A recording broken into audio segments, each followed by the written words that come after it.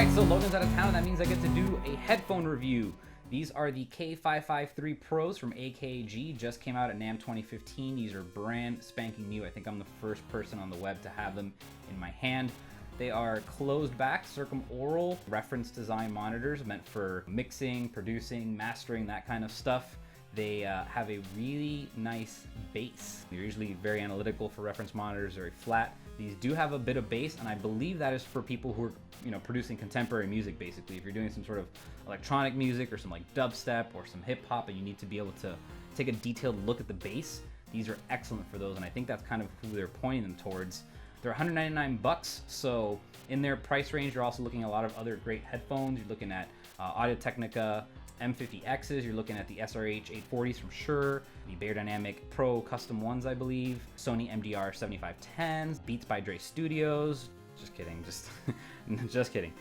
What makes these stand out from those is that these have an excellent soundstage. They almost sound as open-backed headphones do. I even tested them against the DT990s, Beyerdynamics, and the Grado Labs or Grado SR 325Es to see if they were as open, and they're not as open obviously, but they're way more open than the competition, which is going to make them a really good gaming headphone. If you want to do a Antlion mod mic, it can stick right there.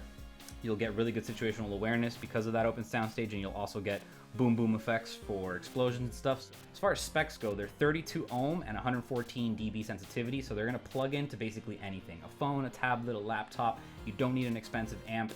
They will sound better obviously through an amp, but you don't need it. They are very lightweight, 10.75 ounces. Build quality, I mean, look at them. They're beautiful. They're a lot of metal here, a lot of metal. They flip open so you can store them flat. They don't come with a pouch or anything, unfortunately, but they do go flat like this. Not a lot of foam on the top or even on the sides. It's very nice soft retention, like memory foam. It's really nice, but there's not a lot of it, but it's okay because they're so light you don't need that much foam padding and stuff.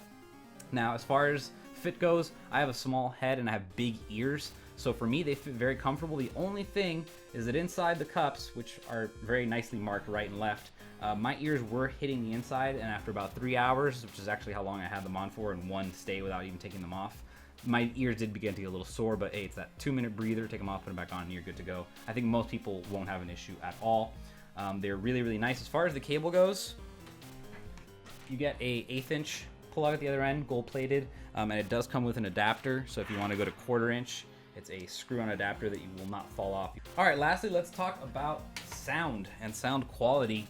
I listen to a whole bunch of music. I listen to some rock and roll, classical music, hip hop, crazy techno club bangers, some Ray Charles, dubstep, percussion, jazz, electronic, death metal, top 40, and even some reggae. So lots of different music, and I tested it. I tested all of them with different types of music. So I not only tested these with all these types of music, I tested them against their competition.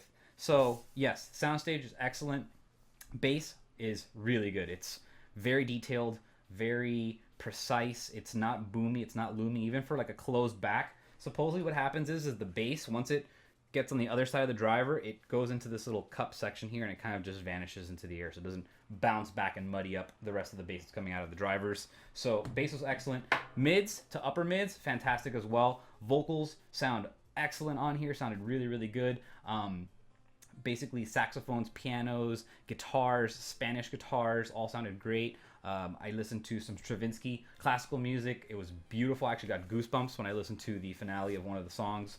And highs, here's the thing, probably not the best highs out of all of them. They were really good, and I don't want to say anything bad or detract from them because they are $199 and they're not $500, but I've been getting spoiled lately with these like really nice headphones.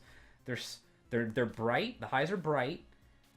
They're not harsh, but I feel like there's something missing. I don't know how to describe it. There's a certain sparkle or like dynamic, I don't know how to say it. There's something missing from them that's not there. But beyond that, they're excellent. They are a little bit warmer than you'd think than reference monitors. They're a little bit more like a consumer-friendly tonality to them. It's like a flatter. It's not a super flat frequency response curve. It's got a little bit of, definitely got some bass that I wasn't expecting.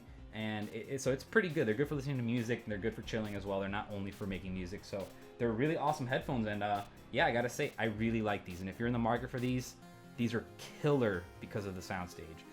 The sound is great, but that presence, that image is excellent. So yeah, as always, if you have any questions on them, leave a message in the comments, and yeah, check them out.